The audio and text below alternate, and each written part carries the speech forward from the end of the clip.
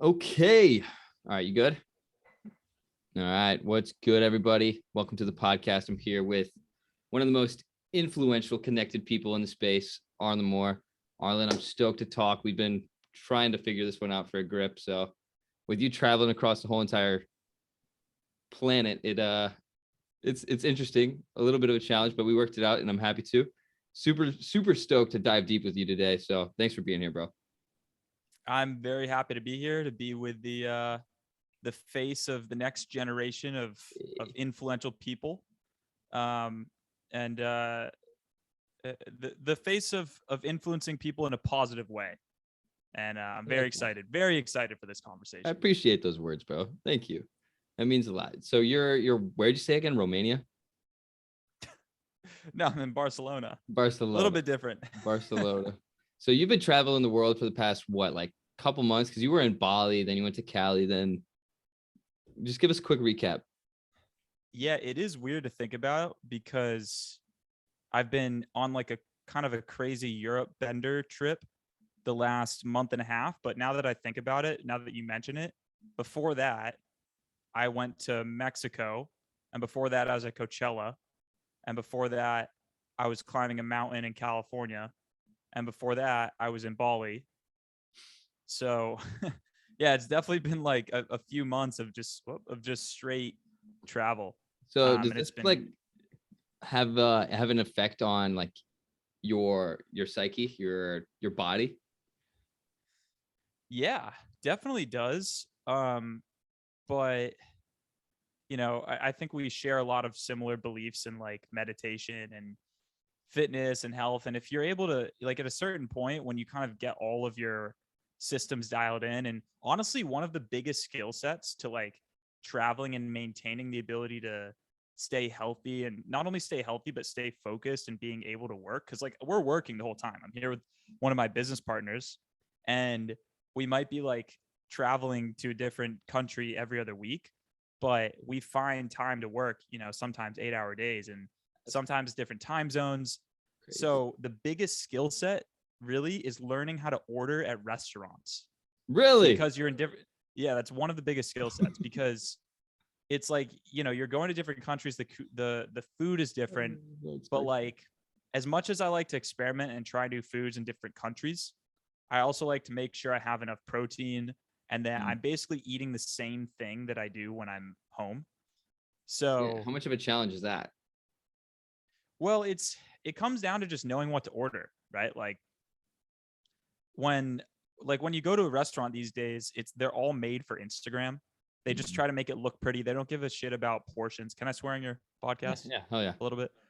Um, like they don't care about portions and making sure you have enough protein. They care about like, is your girlfriend going to take an Instagram picture of it and post it, right? Like, does it look good? So they aren't really concerned about that. So you kind of have to look at the menu and be like, okay, this is probably going to be small, and you have to really talk to the waiter. And luckily, we've been everywhere we've traveled. We've been meeting up with some friends who are local, so they speak to the waiter in Italian, and they're also kind of in this take care of yourself headspace and like work. So they make sure that we're, So how much well of a taken care challenge of. is it But to yeah. avoid seed oils?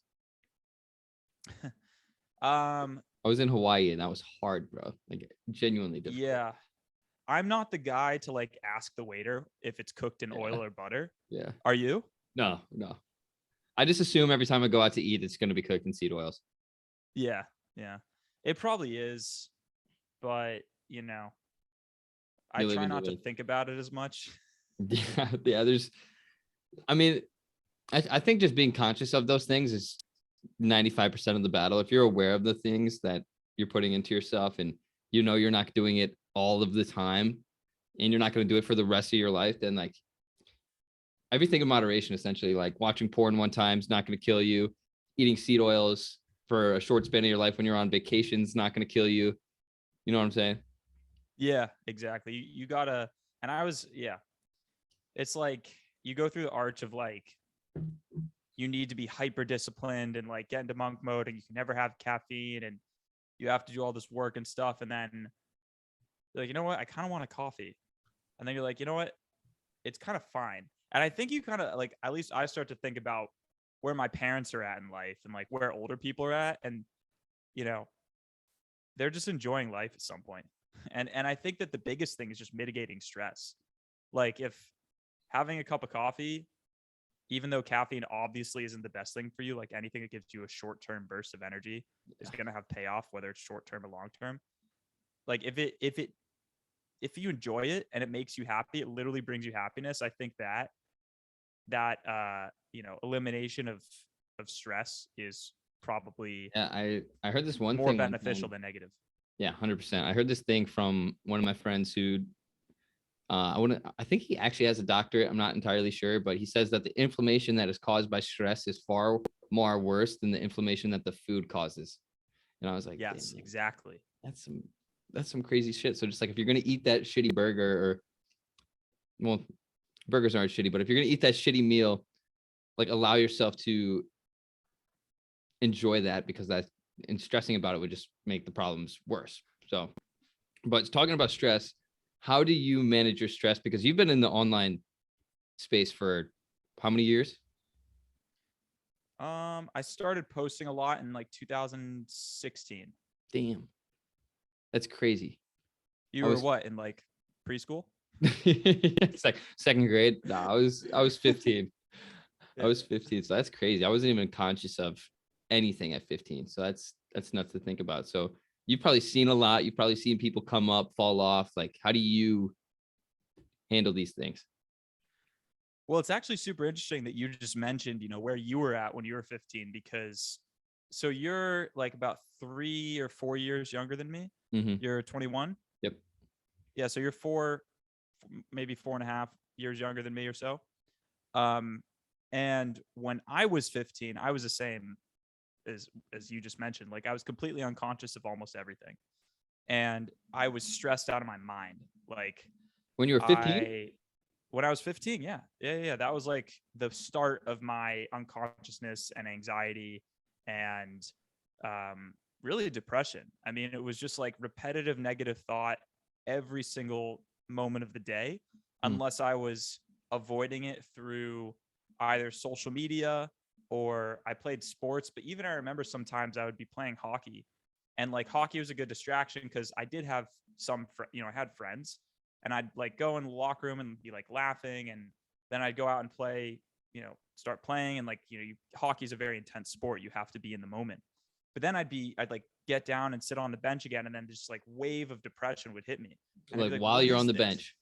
Yeah, like just in the middle of nowhere, and I'd kind of look around and be like, "What is happening? Like, why am I so depressed?" And then it would kind of stay with me the rest of the practice, and negative thoughts, and then I'm like driving home, just dark thoughts. Driving was like the worst. And Really? yeah, it persisted for like 3 or 4 years. And then That's a long time. around 18, I had just like an awakening moment where I remember I was sitting in my parents' house. I had just like roughly just graduated, and I was like thinking to myself, like, I wonder what would happen if all these negative thoughts in my head just stopped. I was like, could I just stop thinking? Because there was like, I was a caddy too. I was working at a golf course, trying to save money for college and stuff like that.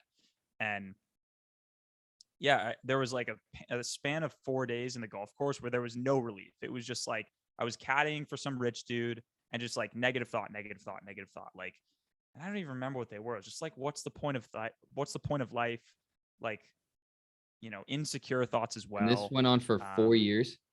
Yeah, very Wow. long time. Yeah. So could your friends like pick up on it, or did you hide it from them? No, I hide it. I hid it all. I didn't tell anybody. I didn't tell any friends. I didn't tell my parents because I was embarrassed, and I was also afraid if I told my parents, they would bring me to the hospital. And I had this weird, like, I don't know if it was just like a weird intuition about the medical system, and like I knew Mm. if I told them, they'd put me on some pill, and then that would mean I was depressed. And another thing I remember is just my parents would always watch the news, and the news just programs you to be negative.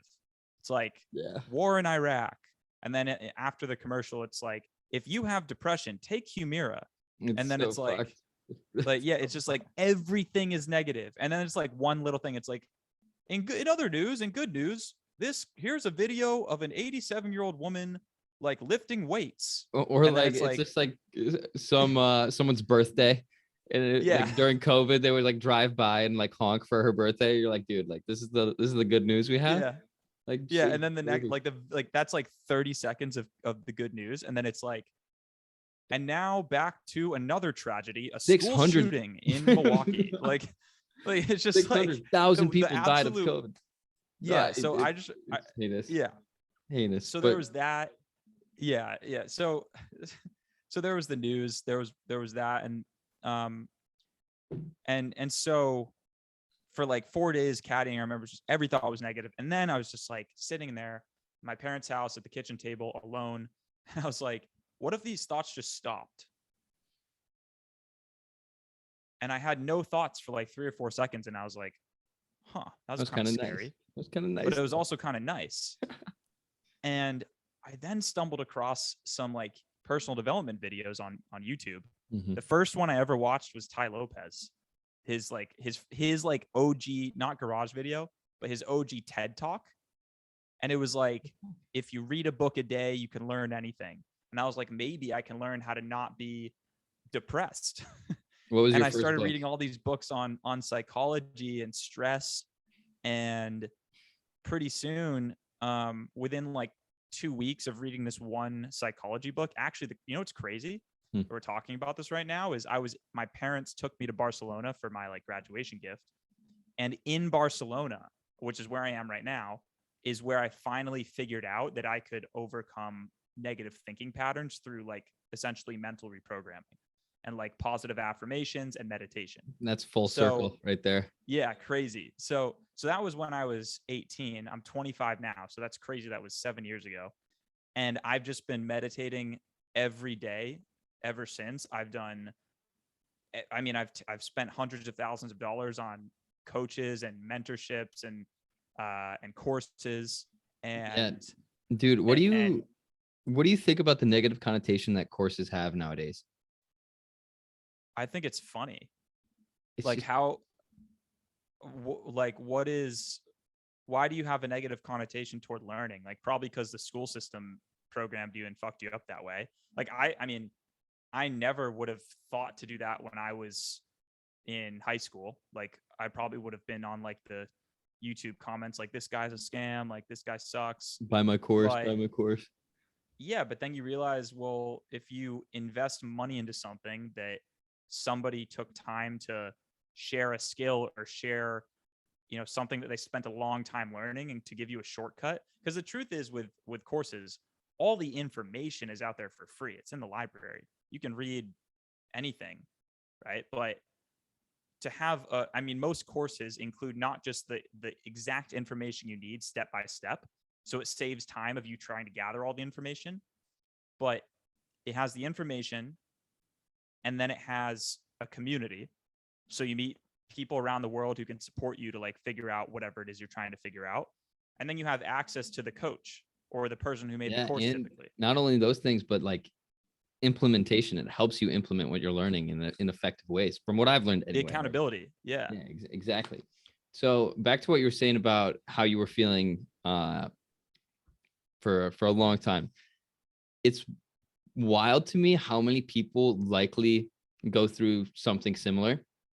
Mhm. Because those feelings, like when you hear someone talk about it, you just hear what they're saying. You can't really comprehend how they felt during those times. But I as well went through something similar. So they look at people like you and I, and they're probably like, oh, these dudes never went through shit, because they look at what we put on the surface. And you and I have pretty decent content where it's like, we're not posting surface level shit. Like, we're genuinely out there trying to help people.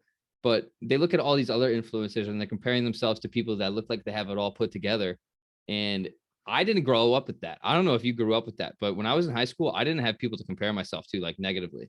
So now all these kids are looking at like fucking Jay Alvarez. Who else is there? All these dudes We're who going say to they're, Mykonos with Jay next week. no way. I thought he Yeah. was isn't he leaving? I thought he was leaving. That's dope Leaving though. what? Mykonos. Oh, no. Yeah, we're going there next week with them. That'll be sick. But anyway, Yeah. Anyway, so it's like all these people are comparing themselves to these people that look like they have it all put together, but no one really has it put together.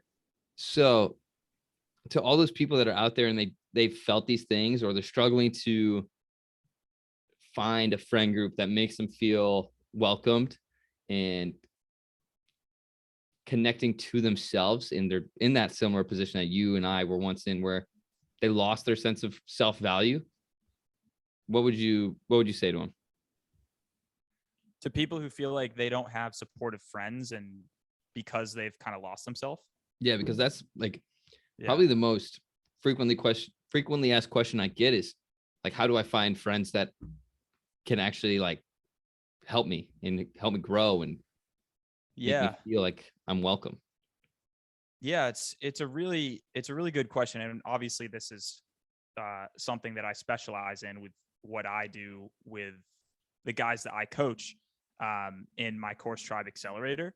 But before we even talk about the social side of things, I think the first part is to understand yourself. And if you're going through these negative times that Alex and I are talking about, that we've both experienced, you have to reframe it and understand. And this was like a big breakthrough for me, was in reflecting on those dark times, it actually wasn't depression or anxiety or any negative connotation that the medical industry made up, the pharmaceutical industry made up, because they say it's a problem so they can prescribe you a solution and make money. So they can profit off of it. Yeah. And don't get me wrong, they're like Lexapro and there are certain conditions, I do believe, like everything there's two truths in most cases. Sometimes there's paradoxes in life. And one of those, I think, is like mental illness, because on one hand, yes, I understand Lexapro, like there are some medications that can help you if you have bipolar and certain levels of depression. But what depression and these mental illnesses really are is it's an excess amount of energy in your body, specifically anxiety and specifically social anxiety. It's an excess amount of energy in your body that you're simply not capable of controlling and handling yet. What does anxiety feel like? Do you ever have anxiety attacks or insomnia or anything like that? Back in high school, I would have anxiety attacks all the time. And like before I had them, I would kind of just like mock people for them. I'd be like, anxiety attacks? Like, come on, bro, it's not that deep. But then like I started having them, and it just felt like basically what you're saying, like this ball of energy that I didn't know what to do with it. So I'd sit there and my heart rate would start going faster and faster. You're just like, fuck, like. So yeah, short answer. So I compare it to like it's like a caterpillar going into a cocoon to turn into a butterfly. Like if you've ever watched a video of a caterpillar transforming, it looks disgusting. Mm-hmm. It's the same thing with anxiety. Like everyone who experiences that or any kind of dark time, it's just a new level of energy that's about to transform your whole entire state of consciousness from negativity and darkness and constriction and insecurity to that of expansion and happiness and ability to handle stress. And so I think understanding that is really step one. And like, because it is very difficult to just snap your fingers and like get rid of anxiety, even if you have that understanding. But that being said, I've spent a lot of time and energy and money trying to figure out this question of like, how do you make friends? Like, how do you make not only friends, but like high value friends? You know, the type of friends that you can depend on, that are loyal, that are also working on themselves, that want to have these deep conversations. How do you meet high value women out there, right? What even is a high value woman, right? And wherever you're at in your life, is it time for you to have a girlfriend? If you do have a girlfriend, how do you manage that? Like what, maybe you don't want a girlfriend, maybe you want multiple partners, right? Maybe you're in like a explorative phase in your life. How do you optimize these things socially? And I've just been obsessed with this over the last 7 years, really. I think that we're such social creatures that, especially when you go through anxiety, for me, one of the things was like, when I was coming out of it, was okay, this has obviously affected my relationships, this like depression, negative thinking pattern. So in being obsessed with fixing myself, I was also obsessed with fixing myself so that I could perform better in my relationships. And that's the inner part of it. But the outer part is like, what can I do? What strategies can I implement in my life so that I can surround myself with the most high quality people? And not only that, but position myself so that they respect the shit out of me. Yeah. So And you went from depressed, and then in college, you blew up on YouTube for basically like being the life of the party type shit. So explain that. yeah, that's another interesting part of it, because while I was obsessed with like personal development and, like I said, investing in coaches and courses, I was also implementing everything I was learning in the form of one thing I did, which was super embarrassing looking back on it, was I would actually like, I would journal every single day in a Google Drive document.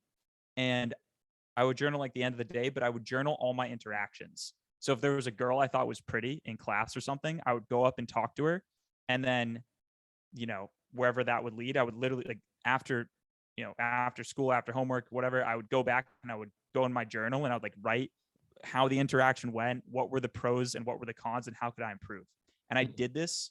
I kid not, it's hilarious. I'll show you sometime. I have hundreds of pages of my freshman year Holy of shit. college where I was just dissecting my social interactions. And so that was one very strange thing that I did. Sick. But then another thing that I did was I literally like you said, I had a YouTube channel. But what the YouTube channel turned into was, if you think about it, I was filming me talking to all these new people that I was meeting. And a lot of them were friends that I started at sophomore year. So freshman year, I'd already made a bunch of friends. And I started filming all my interactions with people. And then I would go home and I would edit it and turn it into a vlog. Right. For those of the people listening who don't know what a vlog is, I'm sure you do because you watch Alex, but it's just like day in the life. And it was like day in the life at college. And I would show college parties and what it's like in college class and like, I just everything. Right. And so if you think about it, what's weirder than journaling interactions, filming the interactions, and then going to your room every night? Because I was doing at least 4 days a week in college, sometimes every day. And I was uploading the footage into my video editor and then watching it back and editing it. So now I'm literally watching myself talking to people and people responding to me. And like, when you do that and you actually watch yourself on camera, you notice so much about how you act and like, and how you tell stories, and if you're saying too much and if you're saying like too much. And so I ended up doing that for years. And that's like the my like self-study social side of it that I don't talk about a lot. How but, are you but yeah. able to do that with like the uncomfort, dealing with the uncomfort? Because that's what I think a majority of people struggle with, is getting over the uncertainty and the uncomfort of those interactions. Like, how was I able to film videos in public? Yeah, like in putting other people on camera. Because even me, sometimes I have a hard time like recording other people because I don't want to make them uncomfortable. Yeah, so it was another challenge that I was up for every day. I would like, it never gets unawkward. Like every time I would pull out my camera to film of a video, and I don't want to say, no, I was definitely weird, but like I would penny board to class, and I went to Boston University. And I would sometimes like, I had like a gimbal, so it was like a stabilizer, and I had this thing that I'm holding.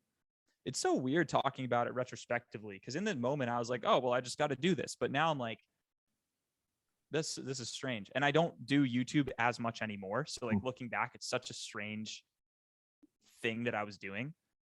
But yeah, I mean, I remember with your gimbal. Here's what it was. Here's what it was. I remembered I was very observant of this. I would be petting boarding to class, filming myself, right? And I would watch people as they looked at me and went, the fuck is that kid doing? Like I could see it on their face, right? Like, that's weird. And then some of them would do that. And then they would look down. And then I realized like, oh, they forgot 2 seconds later. Literally. Like they have their own issues they're insecure about. Instantly. And then I realized that half the time, not half the time, but sometimes people would be like, oh, what are you doing? Like, this is super cool. And then I made a friend.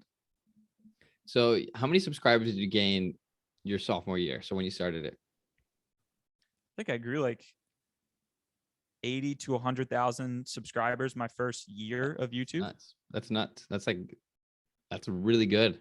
And it was all because you forced yourself to be uncomfortable, right? Yes, absolutely. I will say another thing was back in the day, like there wasn't a TikTok. YouTube vlogging, people barely knew what it was. It wasn't really a thing. So when I was doing it, people didn't really know what I was doing.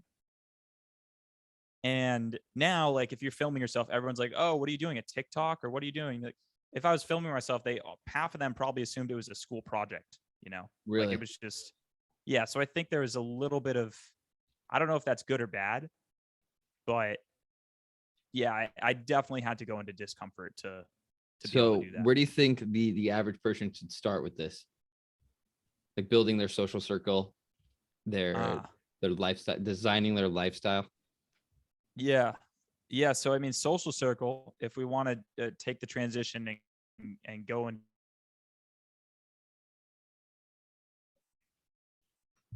that. Oh fuck, you're lagging.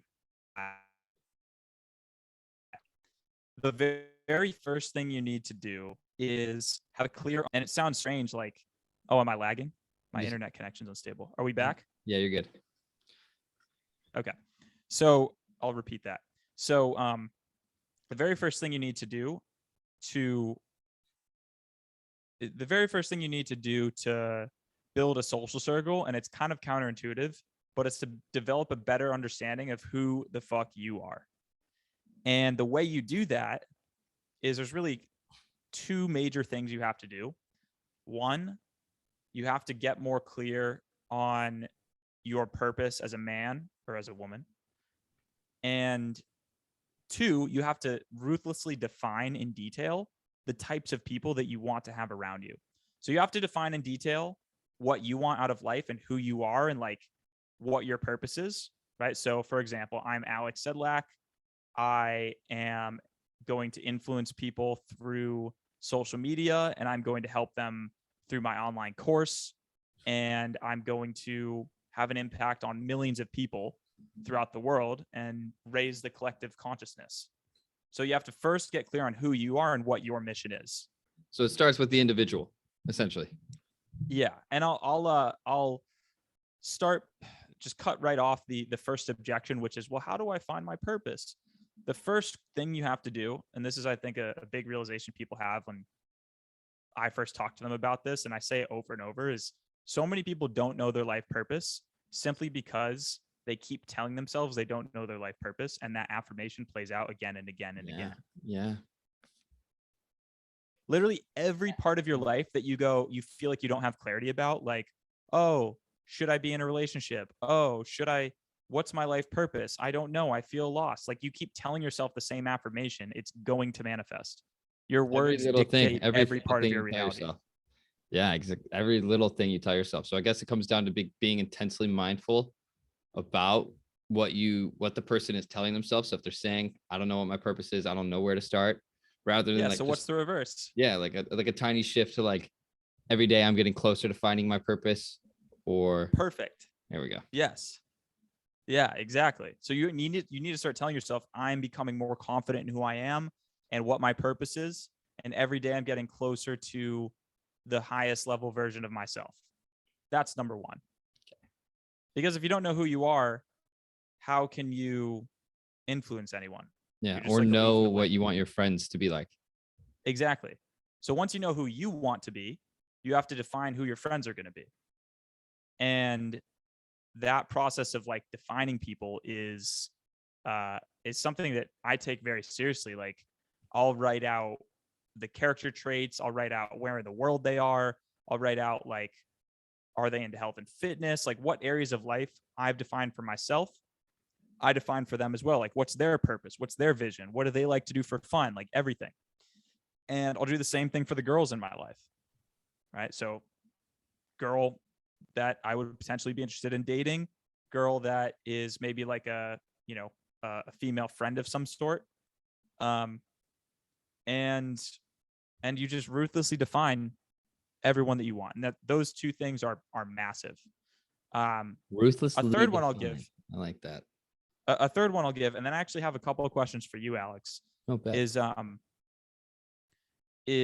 actually, and this one is also very counterintuitive, but it's to actually spend more time in meditation and doing nothing. Stillness. And the reason is because if you can't do nothing, how do you expect yourself to be able to do anything? So if you can't sit there and do nothing, how do you expect yourself to be able to influence someone? If it's hard for you to sit still in a chair for an hour, which it is for most people, yeah, you can't control yourself in a social interaction. That's a good one. We talk a lot about stillness. Yeah. And I think a lot of people really underestimate the power of just sitting there. Do you know who Terrence McKenna is? Yes.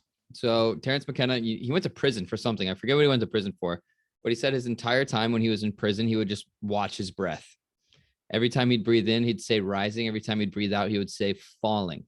And he would just see how long he could do that without allowing his subconscious to take his mind over, because he was in a prison cell. He had nothing to do.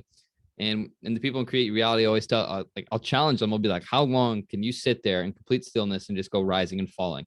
And majority of people, 5 seconds tops before their brain craves some sort of stimulation, whether it be pick up your phone, turn on the TV.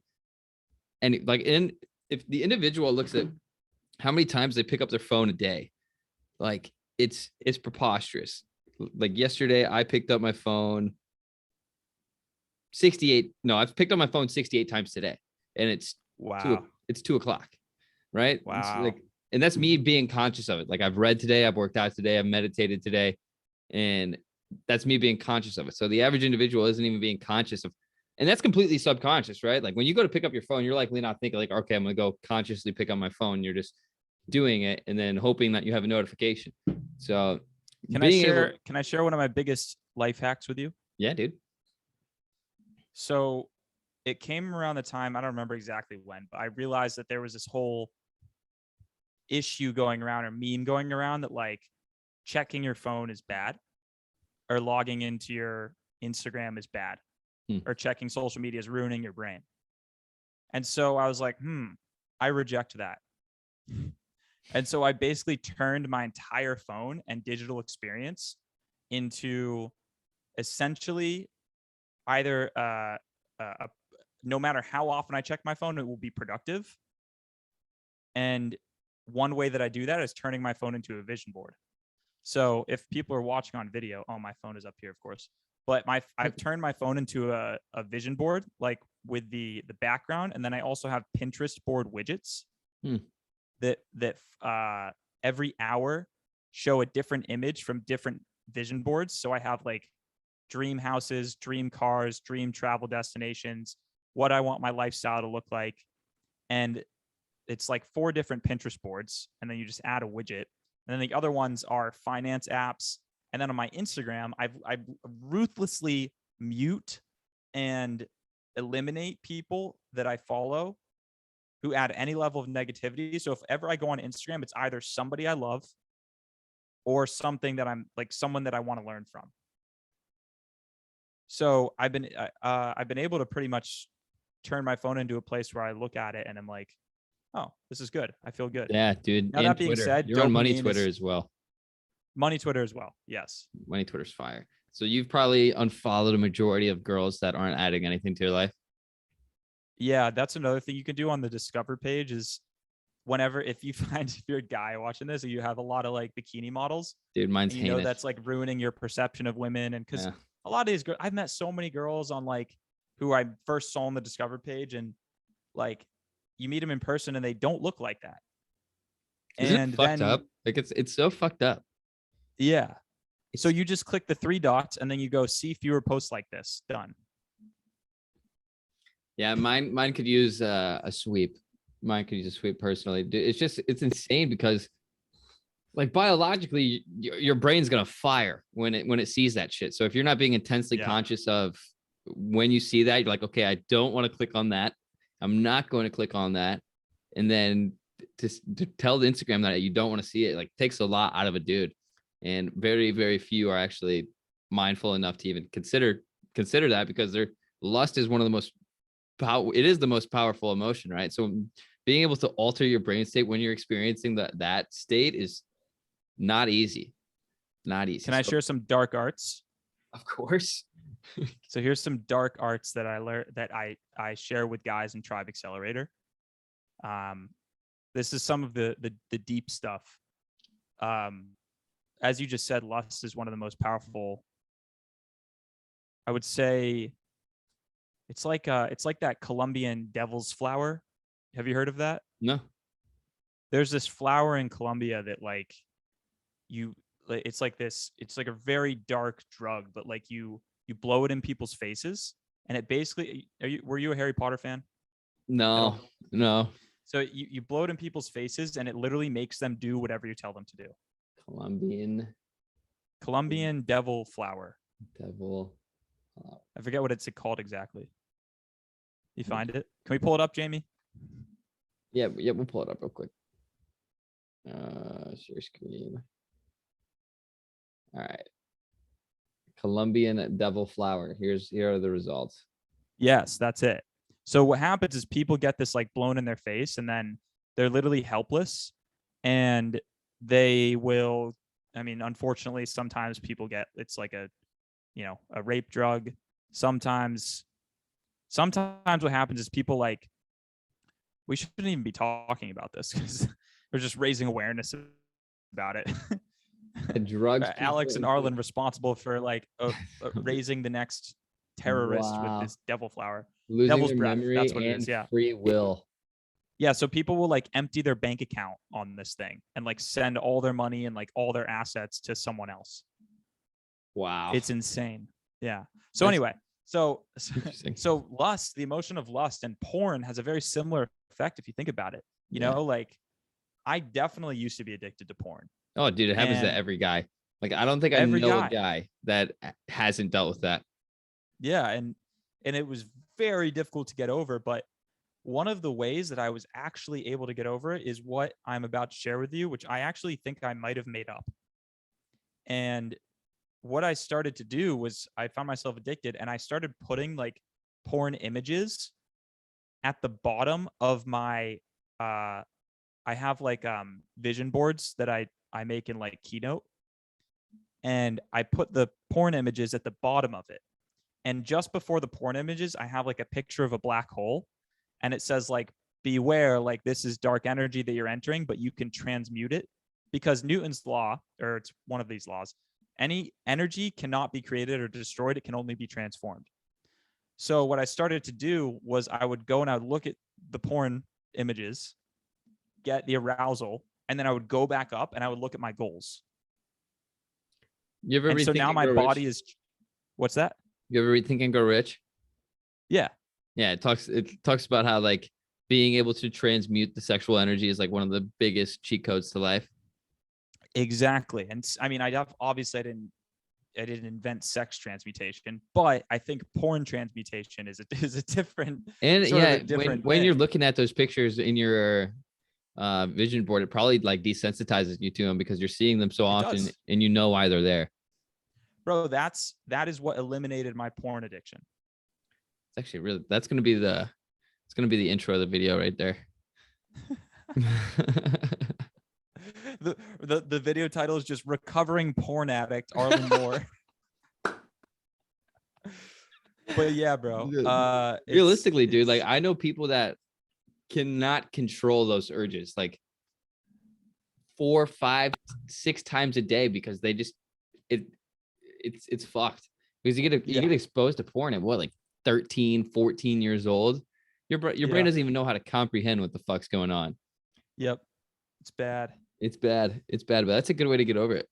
That's a good way to get over it. I've never thought of that. Okay. So that was our porn talk. How do we get into that? We were talking about Yeah. like making friends, and then we started talking about porn. The devil's flower, How do we get there? vision board. Yeah, that's Well, I mean, on the friend topic, actually, I have an idea. I think so. I only just scratched the surface on like social circle, making friends, and networking and dating and that kind of stuff. I actually have a full like 300 slide keynote that I made. That's like I break down. I did this at the beginning of the year for my followers, and it's like the 7 things that you need to do, like 7 steps to building a high value group of friends in 2022 to attract the girls that you want, to attract, the business 300 opportunities and 300 networking pages. opportunities. 300 slides. Yeah. It's crazy in depth. Everything I do is like deep. What is that? Like an hour and a half, 2-hour webinar? Yeah, it's something like that. Yeah, it's like 45 minutes to an hour. Yeah. Okay. Hour and a 45. half. Yeah. That's So what I'm thinking is we could do one together and like we kind of collab on it. That'd be fire. I would love that. But we'll see if your audience wants it, right? Like we could pretty much do a custom one. So if you guys want to see that, DM Alex on Instagram at Alex. It's at Alex. It's just your name, right? Yep, Alex Sedlak. Hit me in the DMs, and I'd be down to put that together. That'd be fire. And also just tell them how you're liking the podcast. Yeah, because I'm having fun so far, but I think we have a lot more to dive into. Yeah, we got a couple more topics, but yeah, give me some feedback because I would be more than thrilled to collab webinar. That'd be sick.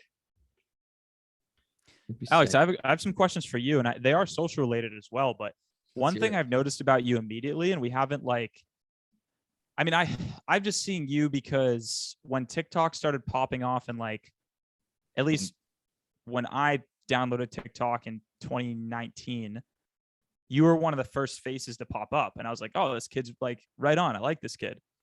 And it's crazy. And one thing I noticed, well, it's not that crazy. You have 2 million followers, like, and you were on there early, right? Yeah, like, I was you got on early. early 2019 or what? No, early 2020. Oh, really? Yeah. Wow. Okay. Yeah, because I specifically remember I downloaded it in 2019. So I must have.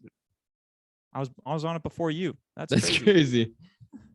So anyway, yeah, I saw you and then we started chatting, and I found out that you had kind of known who I was back when I was uploading a lot on YouTube. And one thing I noticed about you is you're very open and vulnerable and humble. And I was just wondering like where you learned that, because it's pretty rare, especially for a kid who's like 21 and has, you have a lot of money, you have a lot of followers, you have a very good life. And yeah, I'm just curious for you, why is that important to you and where did you learn it? So why is being like open and vulnerable and humble important? Yeah. So probably I appreciate you recognizing those things. But being open is just one thing where I've realized over time that everyone is a human and everyone's dealing with their own shit, even though like people love to act like tough as shit and better than people. But going through like my depression really tuned me into like wanting to help people go through that. So I was like, the only way to really help people through that is by like sympathizing with them and being like, dude, like I've been through this shit. I've been through a lot of shit that I regret, that I wish I wouldn't have done. And by doing that, it allows people to trust you a lot more when you're actually open and you're vulnerable and you're connecting with them, not on just like some like cliche level, but when you're actually open and vulnerable. And I put out like all of my life experiences on the internet because the world has seen enough people that don't, that are just like fake influencers.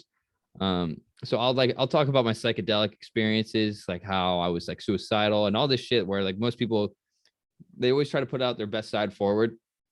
And I just don't think that's real. And I feel like people really appreciate authenticity and vulnerability. My mom's always been preaching vulnerability, always, because she's like, if I was never vulnerable, I would not be living the life that I'm living today. You have to take risks, and then be proud of yourself for being able to be vulnerable and take the risk, even if it doesn't go the way you want it to. And then being humble, I think is like a fundamental pillar to success.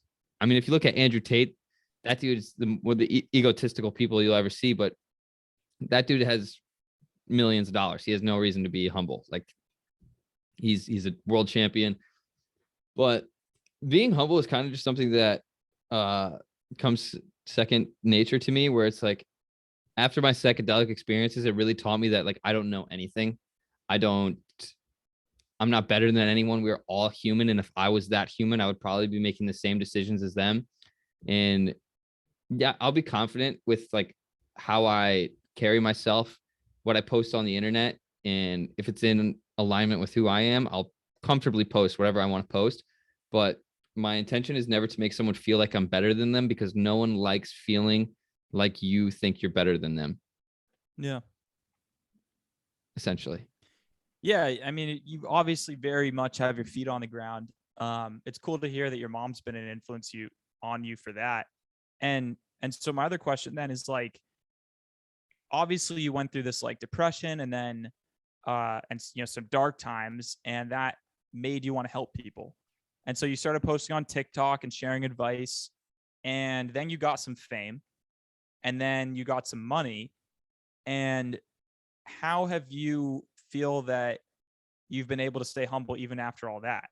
Because I mean, we were talking about it the other day. Like you walk around, you're trying to just enjoy yourself at a club or something like that, and you're getting recognized. And I'm sure you got a lot of girls in the DMs. Yeah. Right. So it's like, how do you keep that how do you don't get lost in the sauce and remember why you started?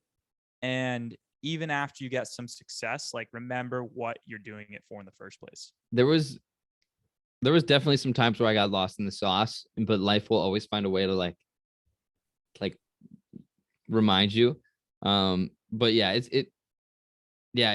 I just try not to let it get to my head, because whenever I do recognize those things, I'll be like, damn, I got hella girls in my DMs, or like I got a lot of money. But then I think about where I'm headed versus where I'm at now. Like where I'm headed versus where I'm at now, right now is nothing. Like I'm scraping the bottom of the barrel. And that's what I try to constantly remind myself, because I don't, in the grand scheme of everything, I don't know anything. I'm scraping the surface when it comes to money and like experiences. Like you're living a crazy ass life, right? Like I just started traveling. I've traveled like twice. So it's like I have a vision board of what my life wants to look like. And people will look at me and they'll be like, oh, bro, you've already made it. Like you're set for life. And I don't look at it like that, because it's fully up to me to be the one to make it happen every day. You know, it's like you have to win every single day type thing. And I don't allow myself, like when I went to Hawaii, like I was tweaking. I was honestly tweaking. Like I enjoyed it a little bit. For the most part, I enjoyed it. But when I was there, I was like, dude, like I could fall off so easily if I don't. The Hawaii effect. The Hawaii effect, bro.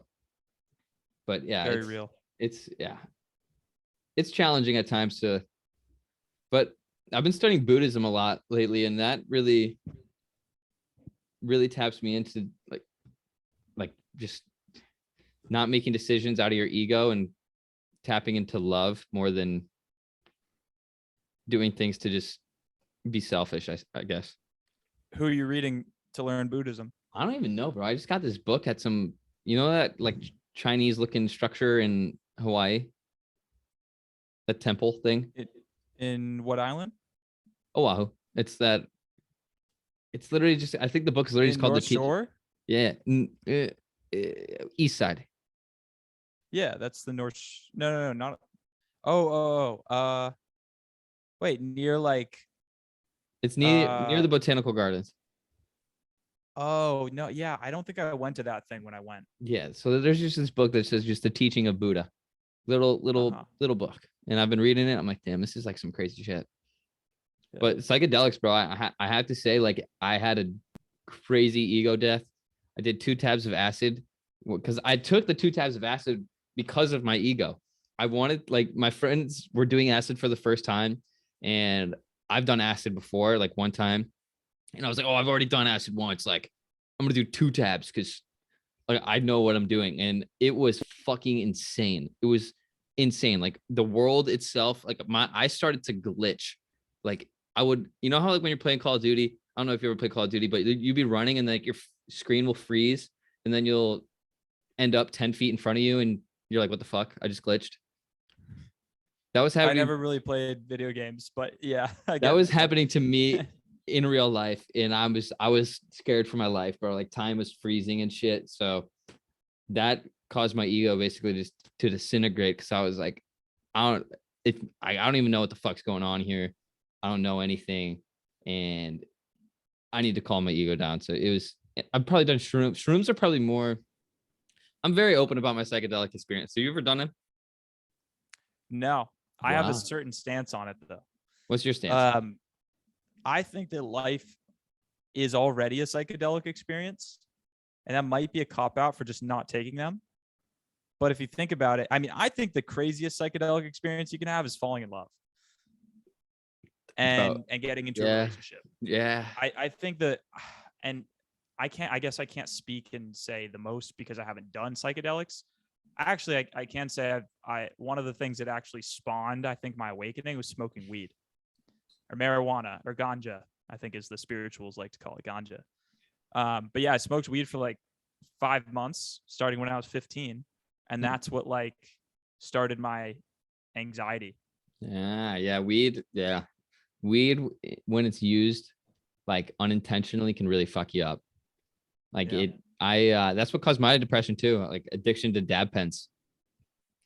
You ever do a dab pen? No. Dude, thank Oh, well, God. yeah, I have, but I never like In my high school, it was like the cool thing to do to have a dab pen. So we'd have our dab pen in our sock at all times. Like during school, we'd smoke before school, after school, and then we'd go smoke real weed. Like we smoked a lot of weed my senior year of high school, and it was a very high concentrated amount. So that just fucked up my brain entirely to the point where like I couldn't even eat without smoking. It was heinous, but I've done shrooms probably like 10, 15 times. And I would say that was one of the greatest things uh in terms of my uh evolvement, really. Have you done a silent retreat? No. See, ayahuasca releases DMT in your brain, and that one I have a little bit of resistance towards just because I don't know if I want to know what happens when I die. And essentially that's what happens. Wait, from DMT, but I said, have you done a silent retreat? Oh, what's that? Okay, so a silent retreat, I did one at the start of COVID, and all you do, you don't need to go to a jungle in Costa Rica. You can literally do it without leaving your room, What? and you just sit still and don't talk to anyone for a day, 2 days, 3 days, a week. Ideally, you do it in nature. So I'll tell you there's a lot of different ways you can do it, but the way that I did mine was the first day, I sat still in a room and essentially stared at a wall, like a white wall, for 24 hours or for 12 hours. I didn't eat food, and I didn't speak. And then the next day, I allowed myself a journal and I allowed myself nature. So I went outside and I sat in my yard all day. And then the third day, I did it and I went on a walk. And that's very psychedelic experience as well. I can't imagine Because because you're in your head that whole time. Yeah, and you learn so much like about how your mind works. One of the most interesting things I learned in the silent retreat was I had so much anxiety about, because I was in a great headspace doing it, and I was building my business Maxi at that time, and I had so many ideas, but I was like, I don't want to journal because I don't want to do anything. I just want to sit here. I'm like, I'm gonna forget all these ideas.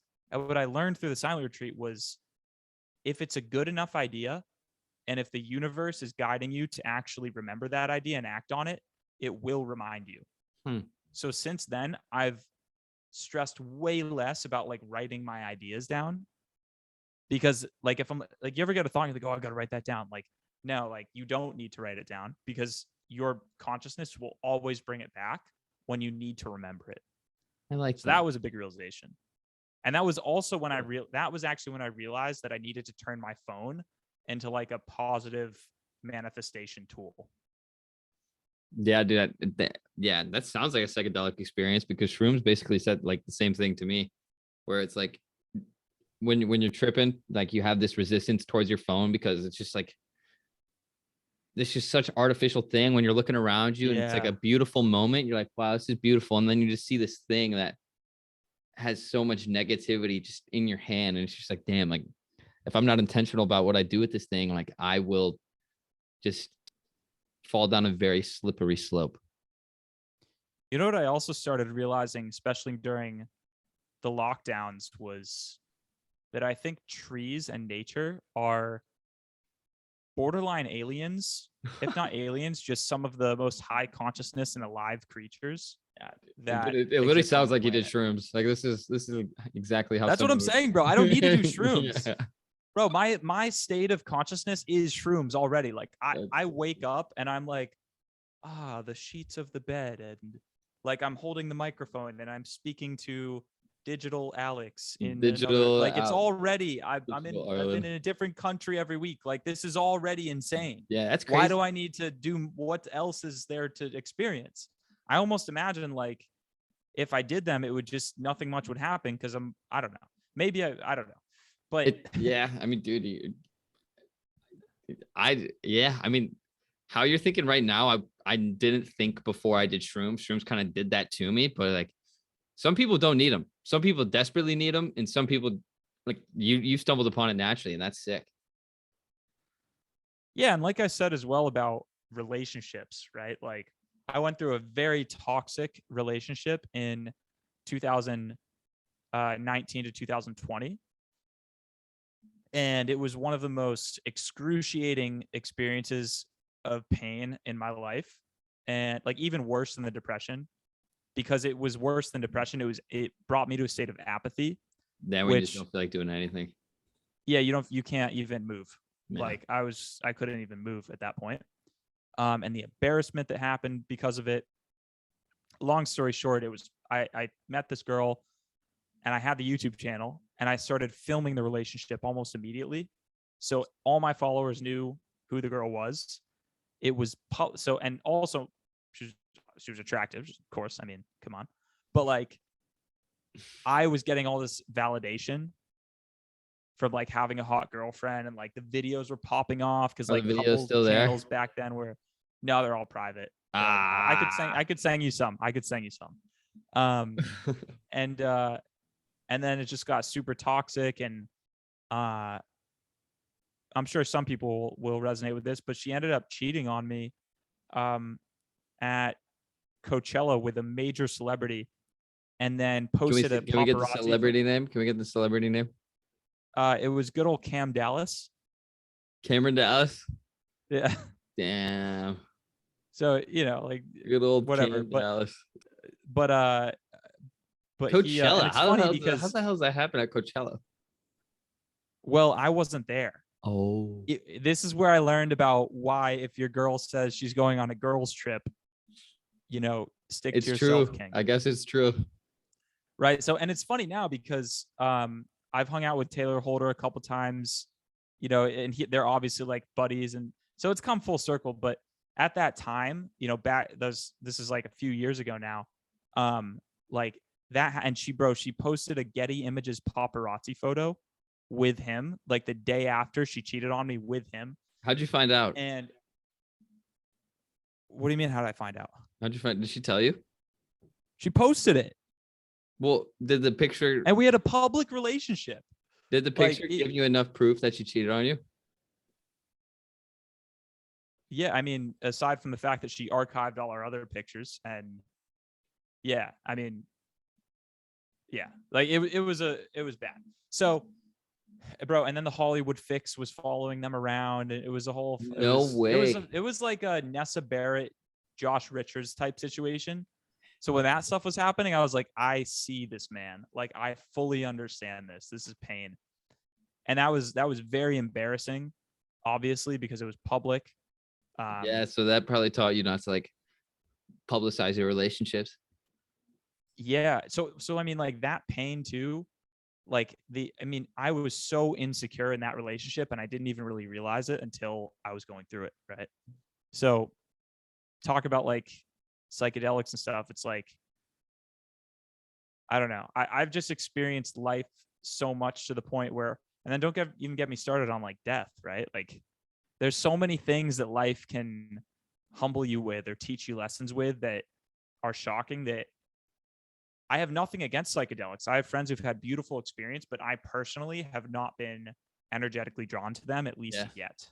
I feel like, I mean, I'm kind of, I have no like pull towards them anymore at all, which is surprising because I used to do them like once a month. Like I would dedicate a day a month to do shrooms. That probably lasts like 6 months. And now it's just like, I don't feel like, I feel like if I do them, it's just gonna give me some depersonalization. So like I'm with you on that one. Yeah. You ever experienced that depersonalization? No. What even is that? That one's like one where you can't really give it words. It's just like you kind of like zone out. You stop being yourself kind of, and you sort of just look at yourself. Yeah, and you're like, is any of this real? Like you're like, it just Oh, I yeah, experienced that. Yeah, I experienced that sometimes. yeah. It's just like you're like, am I real? Like, is this real? Is this like a dream? Am I? And then it's a slippery slope. But I went through like Yeah. a week. It was a week after I did like Adderall. I did Yeah. Adderall at a party, and like it just fucked me up Yeah. physiologically. Let's let's talk about let's talk about let's talk about let's talk about What do you let's think talk the about appropriate size of a circle is in your friend group? Do you think there's too big? No, I mean, I believe in having like your tight initial circle, your immediate circle. But in like a tribe accelerator, I tell guys what your goal, your objective should be if you want to live an epic life, kind of like you're seeing me do across Europe and Mexico and Bali, Yeah, dude, right? your pictures Is are it's like called it's called tribal surfing is what I named it. tribal transurfing. And so the idea is you want to have a local friend in major cities around the world, at least 3. That's like over 7 weeks. What I help guys accomplish is to get at least 3 friends in one major dope city that you want to travel to and be a part of around the world. And so when you go to that city, you don't have to start from scratch. You hang out with them and they introduce you to the girls that you would want to date, the clubs you'd want to go to, the restaurants that you need to go to, where, if you're going to get an Airbnb, he tells you what area of town to go to, or you just stay with him, right? So that's what we've been doing literally every part of Europe. Like we go to Saint Tropez, we stay with our buddy Andre. We go to London. Italy, we stay with our buddy Mario, who's raised in Italy. Like we go to London, I go with Iman, right? We're in Barcelona right now. Adam, my friend Adam, just knows Barcelona very well. Like his buddy's like a resident DJ at one of the clubs here. So it's like you need to have like, it's not necessarily about, and obviously it helps to, and I help guys a lot with like building the skill set of like communication and talking to people and stuff. But I think the biggest realization I had in making friends and networking and even dating is realizing you don't have to do it from scratch over and over and over again. Especially with the internet, bro. Yeah. But the realization, the key is that the circles that you want to be a part of, the friends that you want, they're already like, even in your city right now, you're in Miami, right? Yep.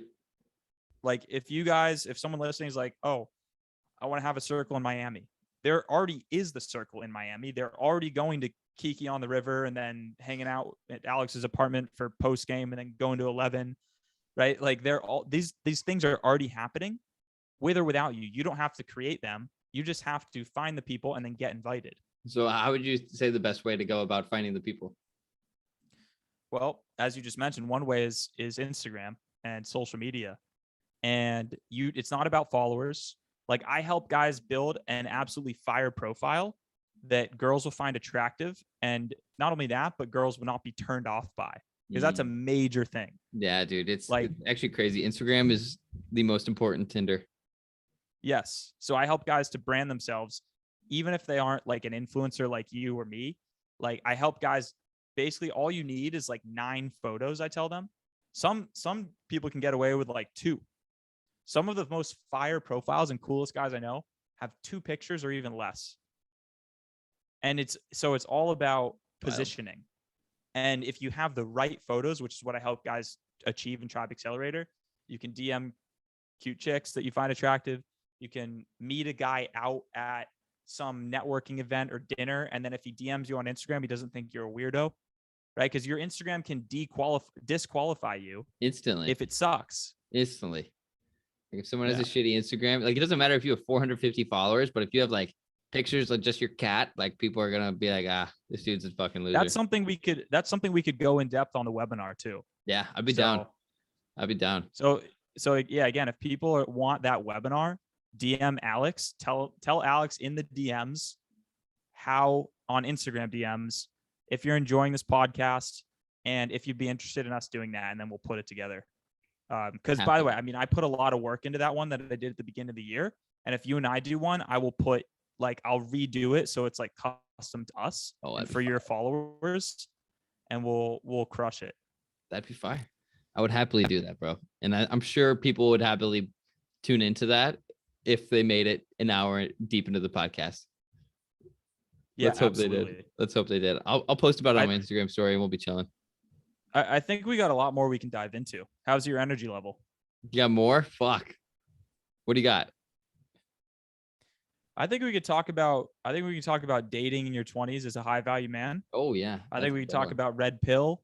Oh shit. I think we could talk about I mean, we've already hit like consciousness and making friends and manifestation and dark times. I think we need to talk about dating and relationships and 100%. Chicks and red pill, because that's like what's taking over, the young man space right now. And I think they need our opinions. I think they do as well. Yeah, I'm glad that you brought that up, because I see way too many fucking, like, I hate the word beta male, but there's just a lot of them, bro. There's a lot of them where they don't understand like their body language. They don't understand all the little intricacies and how they communicate and their priorities of what's more important, their purpose and the girl. And like, yeah, there's a fuck ton to be said about it. So I'm glad you brought it up. What's your I don't know if you're public about it, but are you currently in a relationship? Are you single? Where are you at right now? We're not dating, just because I highly doubt she's going to watch this. I'm not dating her because the longer you wait to be exclusive with a girl, the more attracted she is to you, because she's like, okay, well, he's not wanting to be exclusive with me, probably because he's weighing out his options, probably because he has so much shit better to do than to just cuff me instantly. So no, I'm not dating her. So you're not dating because she hasn't asked the question yet? No, we've talked about it. We've talked about it multiple times. And I just say, like, I'm not ready for commitment because I have a lot of shit to do. Like, I'm building multiple businesses. I'm in Miami. I'm 21 years old. I'm a high value man. Like, and those are things that will probably make a girl want you more. So, and I think that's the problem with dudes, is that they're so eager to cuff. Like, they're so eager, like, that it turns them off immediately. Like, a girl doesn't necessarily want someone that wants to be exclusive with them so that's why, like, I've learned a lot. Like, I talked to probably 6 girls in 2021, and all of them went to shit because I wasn't red pill. I wasn't doing these things where I'd just be like, I would be very affectionate. I'd be vulnerable way too early. You basically be the girl. Exactly. And like, they're doing what she's supposed to be doing. Exactly. And they're going to give you so much resistance towards that and like respect you less. Yeah. How about you? Yeah. I mean, on that note too, that's exactly right. Like, most guys out there are basically playing the role of the girl, and that's why they fail.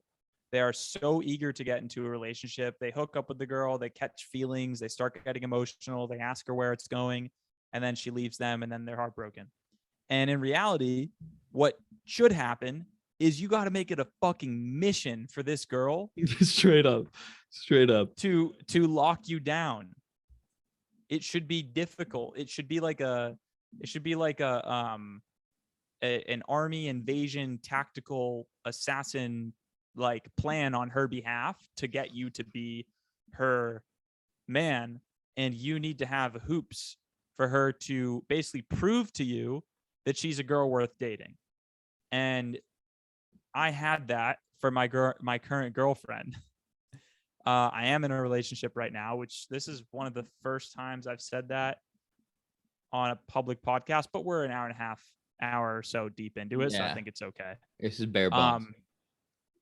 Yeah, and so yeah, I'm in a relationship right now. I'm sure people are probably thinking like, what do you do to be a man and create those hoops? What are those hoops that she needs to jump through?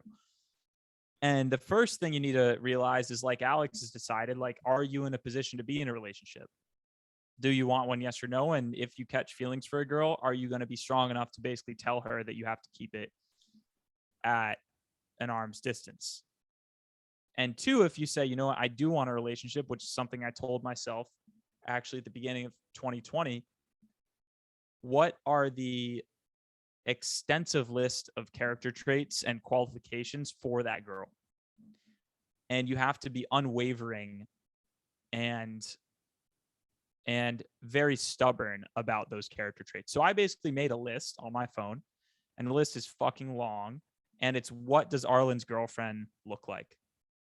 Not physically, but character, looks, obviously, personality, loyalty levels, body count. Like, I have a lot of things that are very important. Too many bodies?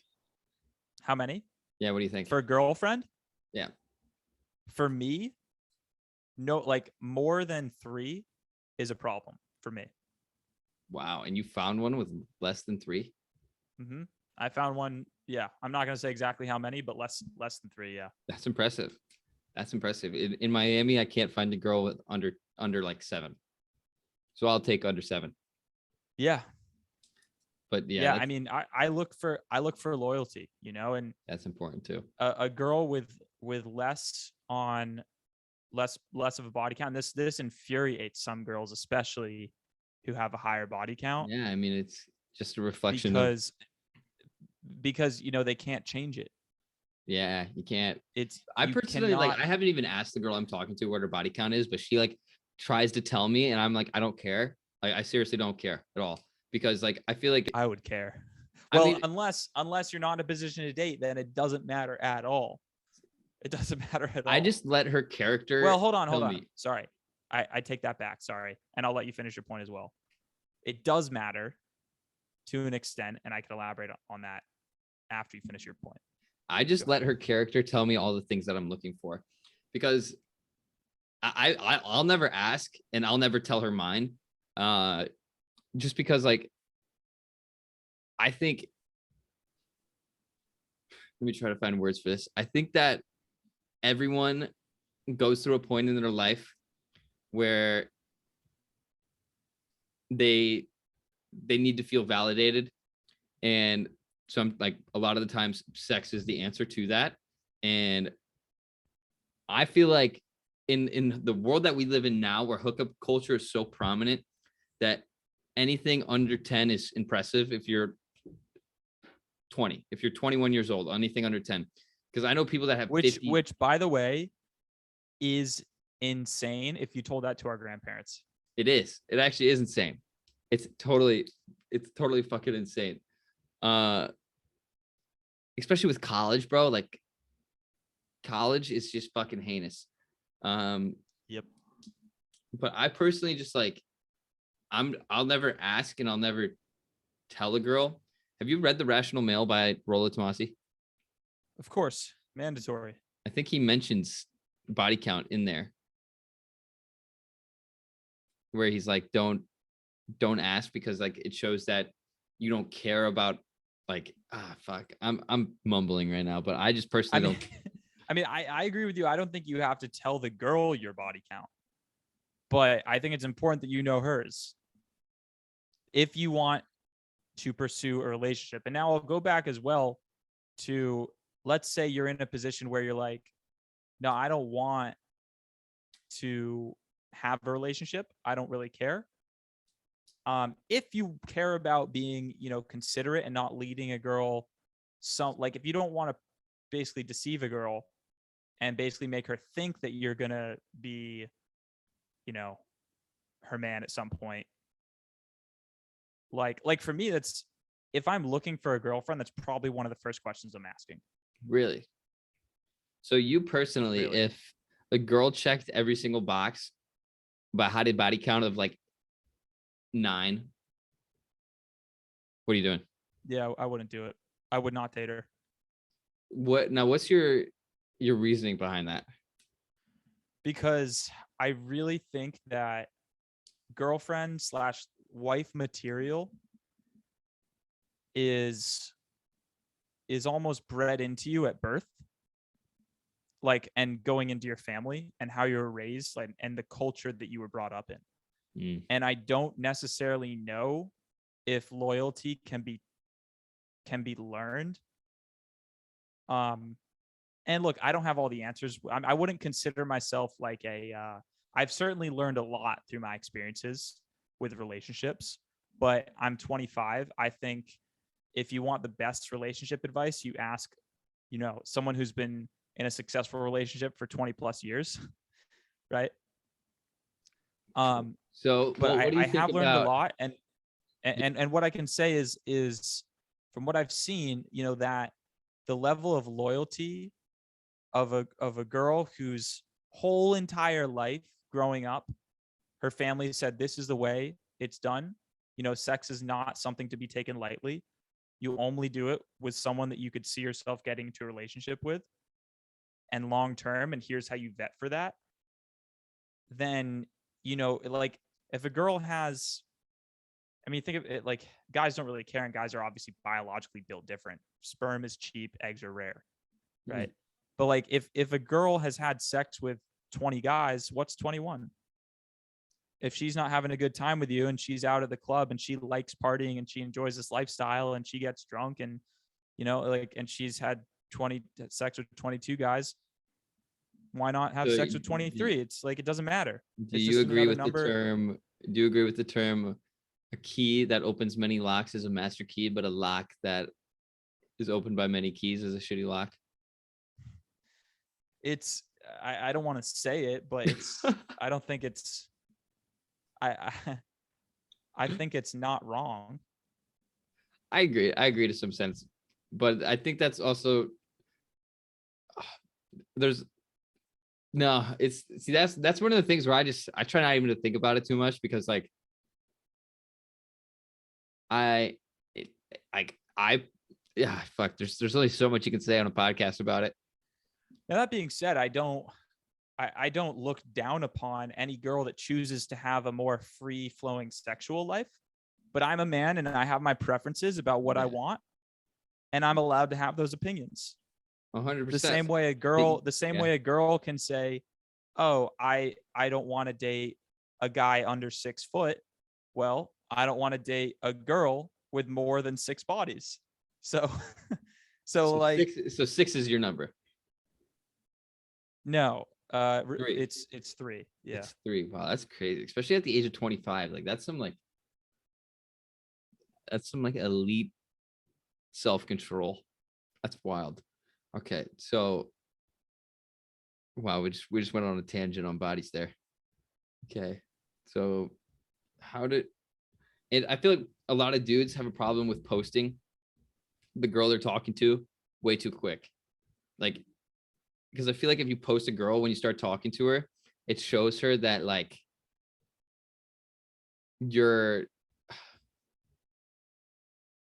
it's a very high level form of validation of your attention toward her. Yeah. And the only thing that a man has that a girl is really competing for is his attention and validation. And if you validate her by saying, this is my girl, which is, again, when I went through the toxic relationship and got cheated on, like, one of the first things I did was like push for the relationship. Actually, I think she pushed for the relationship if I really look back on it. But she like pushed for it, and I was like, okay, yep, done. Let's do it. Let's film YouTube videos together. Yeah, YouTube that's like the thing you don't want to do, right? Like you don't want, exactly. Like even when they push, you want to be like, I still don't know. Yep. until Yep. like you yourself are fully like financially in a position, mentally, spiritually, whatever, physically. And I don't necessarily, I feel like a girl, yeah, like you said earlier, a girl has to fully prove herself and deserve like you as an individual. And you kind of have to carry yourself with that attitude and that stature that if you fuck up once, like you won't have access to me. And it really helps when you're living a lifestyle like you and I are. So it's a lot easier for us to say because we have a lot to provide. Like you can travel with us, come on boats, and we're just aware on like 99% of the population. We understand ourselves and others. So like if you want to be like something of value to a woman, like you yourself have to become something of value. Absolutely. Yeah. Yeah. I think about like which traits are most important quite often. And I struggle to imagine or come up with a trait much more important than loyalty. Mm, agreed. Like there's and that's like, we've been seeing a lot of different girls on this trip in Europe. We fly different girls in that we're friends with or that my friends have been talking to or dating. I've had the same girl the whole trip, obviously, because I'm in a relationship. How's that going? It's going amazing. Like, and you learn a lot traveling with someone too. Um, I mean, one of the things I love about her, I'm very like, my parents are artists. I was raised very artistic. Like, I'm all over the place. This girl's like OCD, hyper organized. Like, she does a lot for me. Like, it's almost like having a personal assistant sometimes, which is very nice. Yeah. But I mean, like, I kind of like observe and look at a lot of the other girls, and some girls have like a very impressive career and like make a ton of money. Some girls, are like super fit and like really into their health. Some girls are, I'm just thinking of different personality and character traits. Some girls are like extremely intelligent and went to like a very good school. Like some girls came from nothing and built themselves up. Some girls are from rich families. Um, and so like I'm looking at a lot of these different character traits and analyzing them, and realistically, like everything I just mentioned is cool and great, but I start weighing it, and I'm like, well, I enjoy being a provider. I have plenty of money at this point in my life. I don't care how much money she makes. So career is, obviously I want her to be excited about something in life and like pursue something she's passionate about, but I don't really care how much money she makes. So that's not really relevant to me. Other guys might feel different. I'm just speaking from my truth. Health and fitness wise, like, some girls might be like have insane, crazy abs, muscle, body, model type. And like that's, and even like some girls have like stunning looks. Like we're in Europe going to the best locations and the best events like Monaco F1. We're going to Cannes Film Fest where we're at, we're in Capri and we're saying it like, I'm saying like we're around some of the most attractive girls in the world, right? But even attraction, I'm like, that's good, but that like if you're looking to build something long term, it like physical appearance fades, and it's important. It is definitely important to have a girl you're attracted to. But if I could choose between hypothetically, if I had to choose between a 10 physical and a 5 loyalty, or no, let's not use 5 loyal. Let's not use that. A 10 physical and a 8 loyalty, or a 8 loyalty and a 10 or a 8 physical and a 10 loyalty. I think I would go with the 10 loyalty, 8 physical. I agree. You're not going to be able to find like a perfect all around. But last thing I'll say is like a lot of these things are actually dependent on you as the guy deserving the loyalty. Facts. deserving. Facts. Like some loyalty is built in, but you also have to be the guy who's worthy of this behavior from Yeah, a like girl. giving them a reason to want to be loyal, Yeah, not just because expecting being it. blunt, like while the girl that I dated before who cheated on me, like may have had a relatively high body count and may have had certain character flaws that she needed to work on, I also deserved it at that time. Or else I wouldn't have experienced it. You know, you get what you deserve in life. Facts. I just spoke for a long time. What are I your thoughts on all still, that? I still just have a hard time knowing if I believe in monogamy. Truthfully, I have a really hard time, just because, like, oh man, like, it's so hard to really, like. This is why I've been talking to this girl for so long, because it's so hard for me to really conceptualize that I am with my best option, you know. And obviously, there's always a better one, but the grass is, like, you can always think the grass is greener on the other side, but it's just like so hard, because I don't necessarily believe in the one, because the truth is, Have like, you ever been in a relationship? I've been in multiple, and like they all, I haven't, like, I think I've been in love, but I don't know. How But long were they? first one was like 10 months. Second one was Oh, like, okay. then that was probably the longest one. Got it. Okay, so you've been in it. Yeah. Yeah. So I feel like abundant dudes like you and I, like, the truth is, like, there's so many people that are compatible with us. So it's like hard for me to limit myself, because when you commit to something, you're closing a bunch of doors. Yeah, I have a lot of thoughts on this. On one hand, oh my God, I have so many thoughts on this. On one hand, and I spoke to Iman about this, and this really kind of broke my reality when he told this to me. Is like, it's highly unlikely that you date any girl between now and 35 for more than 2 years. Highly unlikely. That's what I think too. So it's like, why like go through a breakup if I don't have to? Because breakups are some of the most motivating and transformational experiences that you can have. It's true. It's like, why go to the gym and go through pain? That's true. Right? That's valid. Are you leading with fear, or are you leading with love? Lead with love. Lead with No, love. but I mean, Yeah, that's facts. but yeah, that's valid to feel that way too. But what was the other thought? There's another Iman thought. Oh, okay. This is another crazy one, is realizing that, like, whoever you find yourself near energetically, or right, like the universe has obviously brought this girl to you at this time.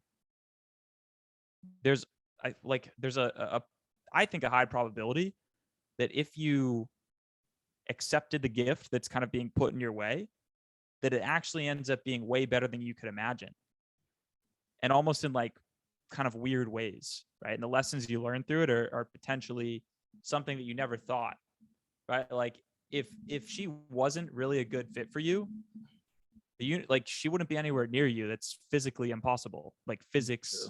Yeah. Speaking of physics, right? It's true. Yeah. Okay. Here's one of, I think, this is a slightly different topic, but I think one of the most enlightened things. I don't know if it's the most enlightened thing I've ever heard about relationships. Do you know Elliot Hulse? Really familiar. Not sure. Elliot Hulse. Wow, you don't know Elliot Hulse? He's an OG, like, self-development. If you saw his face in videos, you know who he is. Pull him up. Screen share Elliot Hulse. Elliot Hulse is like a strongman, OG advice YouTube guy. Elliot Hulse, Hulse. HUL. Not HU. This guy? Yeah, you never seen him? Yeah, I never seen this guy. Oh, really? He has a great YouTube channel. It's like 1 million plus on YouTube. Click videos.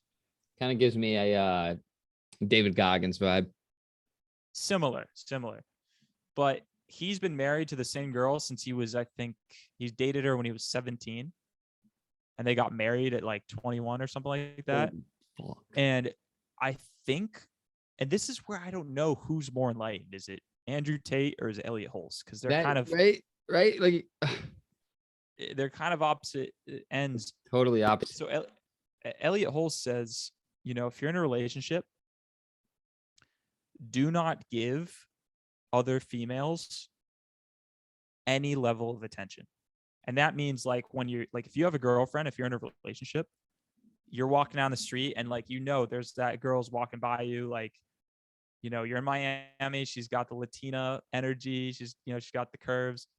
You do not look at her. And it's like he talked about like Odysseus. Remember like Odysseus and like the sirens? No. So Odysseus is the story of the Homer, like the Iliad, the Odyssey.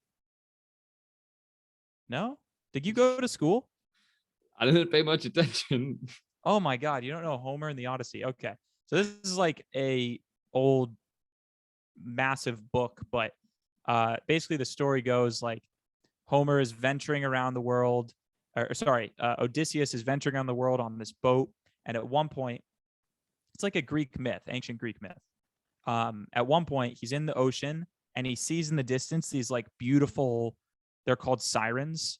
They're kind of like mermaids and they're up on these rocks. There's 3 of them and they're like gorgeous and like, they got voluptuousness and they're curvy and they like him and all his men are attracted to them.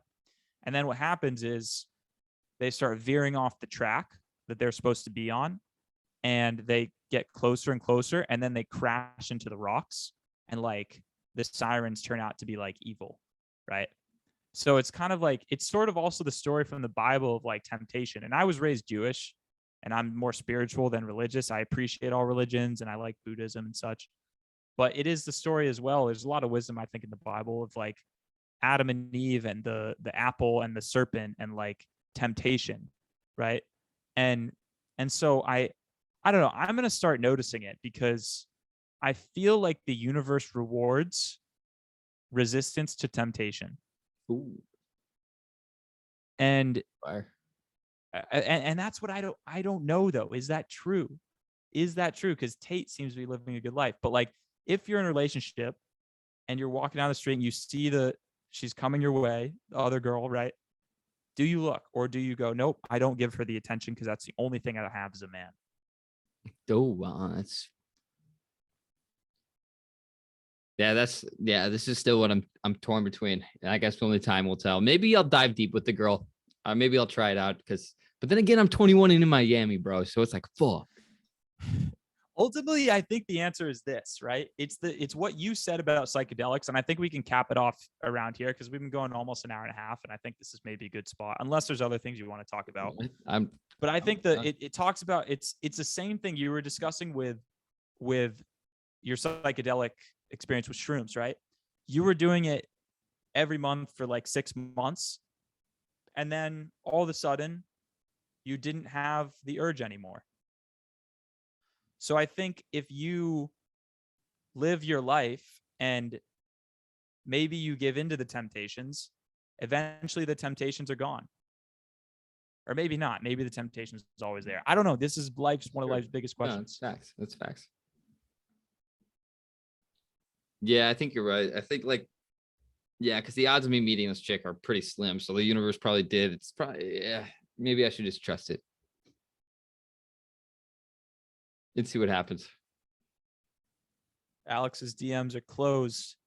Do not DM this man. He's wifed.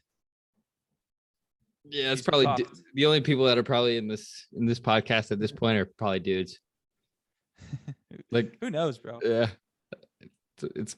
I'm excited to look Tribe Accelerator. I had to do I have 163 guys since January of this year, and I had to do 2 refunds. One of them because one kid bought it on his mommy's credit card and she found out, and the other one because a girl bought it and then she was like, can I have a refund? And I was like, what? How did you get in here? Like, what? How did you find your way here?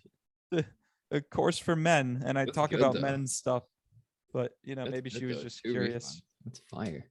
That's fine. Yeah, I'm excited to look at the viewer retention on the podcast, see how many people made it to the end. Me too. It'll be dope. Me too. All right. Fuck yeah, dude. That was awesome. I enjoyed the flow of that. Me too. That's Yeah. So I great. guess well, let's do one more because I think the webinar would be fun. So if you guys want to do it, DM me too. I'm at Arlin. Because I'm sure some of my followers are listening to this too. So if you guys enjoyed this and you want me to do something with Alex, like a Zoom call, webinar, live call where you can hop on and ask us questions and such, and I have all these slides, DM me, DM Alex your feedback on the podcast. And you know what I think we should do here? What should we do? Let's do some shameless self promo. I want to hear about Create Your Reality and all your students in that. Create Reality's fire, bro. It's so hard to summarize, but dude, the people that go through Create Reality are, and I if this wasn't the truth, I couldn't confidently say it. But like the people that go through Create Reality, because it's basically designed to help people break out of the matrix, is what I'm niching it down to. It's basically to like give people that sense of self-awareness with all things. So like finding clarity over your purpose, your vision. So it's in chronological order. Well, so it's like finding your purpose and then developing a vision around your purpose and then developing your mindset so that you can become a person that's able to create that reality. And then we go over the tools that'll help you craft yourself, like discipline, focus, meditation, journaling. And then we have an integration. So we also help people integrate it. And then they have access to me and my mentor weekly. So it's just like, we take them from A to Z and make sure that they get to Z. So yeah, no bad reviews. It's great. But is there a sign up? Like they can't buy it now. It's like limited access. You guys only do launch every. Yeah, we only do launches. Got it. Okay. Well, is there anything else you can promo? I mean, I guess one thing I would suggest is, guys, this guy has 2 million on TikTok. He's like the king of short form content. If there's any like entrepreneurs listening to this who want to improve their short form, shoot Alex a message. He knows a lot. He's been giving me a lot of like info on this, and I've been trying to convince him to do some spots for like one-on-one consulting. I'm going to start doing them. Like they're open. It's just like I don't have like a course to package it with. But like it's just access to you. If someone wanted that, I'd be game for it. Like totally. I love it. And then is there anything else that you're plugging? Oh no, bro. Like my one-on-ones, but that's basically that. Right? Yeah. Like people just want a mentor, someone who can guide them. I would happily do that. Yeah, because I mean I think you're one of the best at building a real relationship with short form content. Thanks, bro. I appreciate that. Like, because so many people aren't able to do that, you know?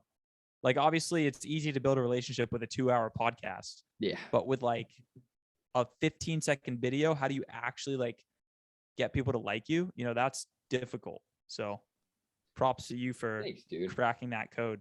I appreciate that. The secrets, openness, vulnerability, and elevated emotion. That's all you need.